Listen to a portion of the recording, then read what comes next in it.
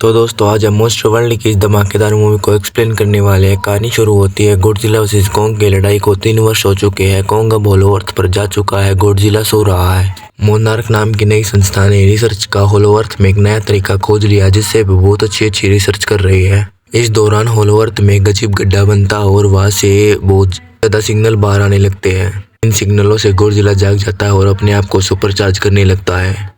दूसरी तरफ जिया नाम की गूंगी बहरी लड़की को अजीबोगरीब सपने आने लगते हैं। कॉन्ग के दांत में दर्द होने के कारण वह धरती के ऊपर आ जाता है। टीम कॉन्ग का दांत बदल देती है, परंतु वह कॉन्ग का दांत बदलने के बाद उसके साथ ही होलो अर्थ में जाने का निश्चय करती है। जिया, ट्रैपर, बर्लिन और आइलिन थी। होलो अर्थ में जाने के बाद उन्हें पता चलता है कि कॉन्ग को अपनी नई प्रजाति मिल गई है जिसमें एक राक्षस होता है। उस राक्षस का नाम स्कारकिंग होता है। स्कारकिंग एक बैरिम गोरिल्ला है जो कि दूसरे गोरिल्ला पर जुर्म करता है। उसने बर्फ के दानव शीमू को अपना बंधन बना रखा है। वो पूरी दुनिया पर कब्जा करना चाहता है तथा ईवी लोग बताते हैं कि इस खतरे को टालने के लिए गॉडजिला, कॉन्ग और नए टाइटन मोंथरा को इकट्ठे आना पड़ेगा। इस बीच जब कॉन्ग स्कारकिंग को उसकी प्रजाति पर जुर्म करते हुए देखता है तो वह उसे रोकता है। उन दोनों में जबरदस्त लड़ाई होती है। कॉन्ग उस पर भारी होने लगता है। स्कारकिंग शीमू को बुलाता है और एक छड़ी से शीमू को कंट्रोल करता है। स्कारकिंग शीमू से कहकर कॉन्ग पर अटैक करवाता है जिससे कॉन्ग का हाथ बुरी तरह जख्मी हो जाता है। कॉन्ग किसी तरह वहां से भाग निकलता है, परंतु स्कारकिंग उसके पीछे पीछे आने लगता है अपनी पूरी आर्मी के साथ। जब कॉन्ग ईवी लोगों के पास पहुंचता है तो वे उसकी मदद करने के लिए जाते हैं, परंतु उसका हाथ बहुत ज्यादा जख्मी था जिसके लिए ट्रैपर उसे एक आर्म हार्स देने की बात करता है। वो हाथ बाहर से मंगाया जाता है तथा उसे लगते ही कॉन्ग बहुत खुश हो जाता है। यह हाथ उसे पहले से ज्यादा मजबूत था।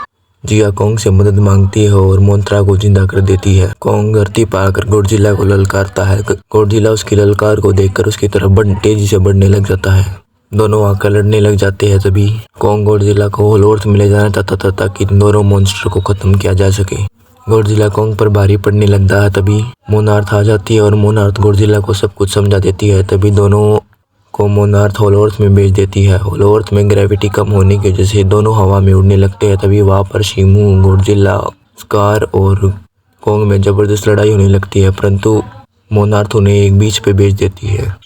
बीच पर काफी लड़ाई होती है। कॉन्ग स्कार पर भारी पड़ने लगता है। तभी शीमू से घायल कर देता है। गॉडजिला व शीमू में लड़ाई शुरू हो जाती है। तभी शीमू को कॉन्ग व गॉडजिला को स्कार संभालने लगता है। गॉडजिला को स्कार व कॉन्ग को शीमू। गॉडजिला अपनी बीम से अटैक कर देता है। स्कार उसे काफी घायल हो जाता है और उसका क्रिस्टल उसके हाथों से छूट जाता है।